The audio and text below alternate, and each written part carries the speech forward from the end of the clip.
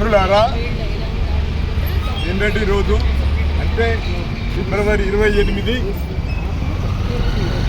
మనం మన ఇళ్లలో టీవీ ఆన్ చేయగానే మనకు కనిపించింది ఏమిటంటే అమెరికా, ఇజ్రాయెల్, ఇరాన్ మీద దాడి చేయడం అనేటువంటిది మనకు వార్తల్లో వచ్చినటువంటిది.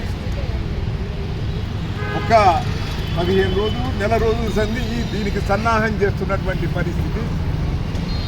దీని మీద చర్చ జరుగుతున్నది. ఇరాన్ న్యూక్లియర్ ఆయుధాలను తయారు చేస్తుంది అనేటువంటి ఒక కారణంతో మీరు ఆగిపోవాలి, ఈ న్యూక్లియర్ ఆయుధాలు తయారు చేయకూడదు, ఒప్పందం చేసుకోవాలి అని, లేదంటే మీ మీద దాడి చేస్తాని చాలా రోజులుగా అమెరికా, ఇజ్రాయెల్ మాట్లాడుతూ వచ్చింది. దాని యొక్క కొనసాగింపే ఈ చర్య.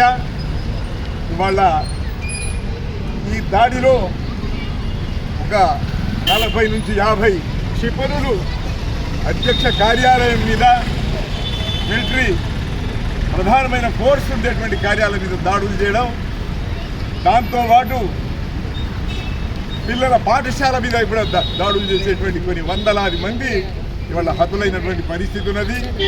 అధ్యక్షుడిని అయతుల్లా ఖొమైనీ, సుప్రీం లీడర్ను చంపిన పరిస్థితి ఉన్నది. అంతేకాకుండా మిలిటరీ అధికారులు, చీఫ్ ఆఫ్ అనేకమైనటువంటి అధికారులందరినీ కూడా చంపినటువంటి ఒక దుర్మార్గం ఉంది.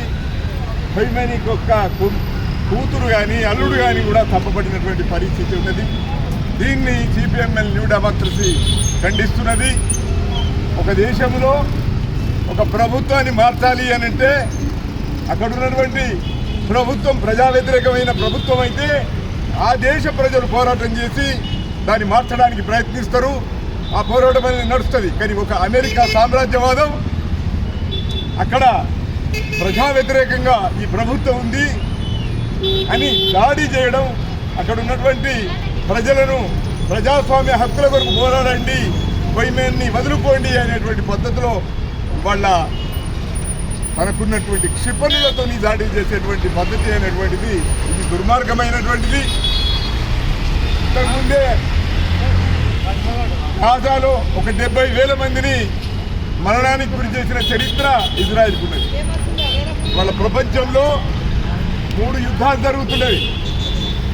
ఇవాళ ఇజ్రాయెల్, అమెరికా, ఇరాన్ మీద చేస్తున్నటువంటి దాడి, ఇలా పాకిస్తాన్, ఆఫ్ఘనిస్తాన్ మీద చేస్తున్నటువంటి దాడి, ఇవాళ రష్యా, ఉక్రెయిన్ల మధ్య జరుగుతున్నటువంటి ఘర్షణ, ఈ 3 యుద్ధాలకు కూడా అమెరికా సామ్రాజ్యమేదనే ప్రధానమైనటువంటి కారణమని మేము సిపిఎంఎల్ న్యూ డెమోక్రసీగా స్పష్టంగా ప్రకటిస్తున్నాం. ఈ 3 యుద్ధాలు కూడా ఒక దుర్మార్గమైనటువంటి పద్ధతిలో సాగుతున్నాయి. ఈ 3 యుద్ధాల వలన 13-14 దేశాల్లో రోజు బాంబింగ్ అనేటువంటిది జరుగుతున్నది. ఒక పశ్చిమాసియా ఈ దేశాల్లో, మధ్య ప్రాచ్యంలో ఒక 10-15 దేశాలలో బాంబుల వర్షం నడుస్తున్నది. ఇప్పుడు ఇలా ఉక్రెయిన్, రష్యా, ఉక్రెయిన్ కానీ, పాకిస్తాన్, ఆఫ్ఘనిస్తాన్ కానీ, ఈ అన్ని దేశాలు 10-15 దేశాలు 4 ఖండాల్లో, 4 కంటినెంట్స్, 4 ఖండాల్లో ఈ 10-15 దేశాల్లో రోజు బాంబింగ్ జరిగితే ఇవాళ ప్రపంచం ఎట్లా ఉన్నది, ఒక యుద్ధము అనేటువంటి వాతావరణంలోకి ఇవాళ ముందుకొచ్చింది. ఇవాళ శాంతి యొక్క అవసరం అనేటువంటిది పెరిగినటువంటి స్థితి, శాంతి కొరకు పోరాడాల్సినటువంటి అవసరం ఇవాళ ఉంది.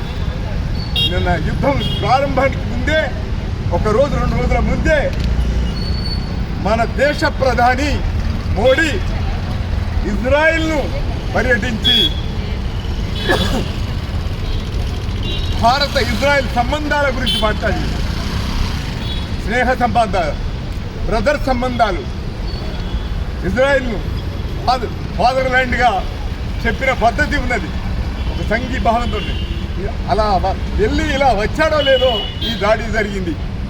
ఇప్పుడు మాట్లాడుతున్న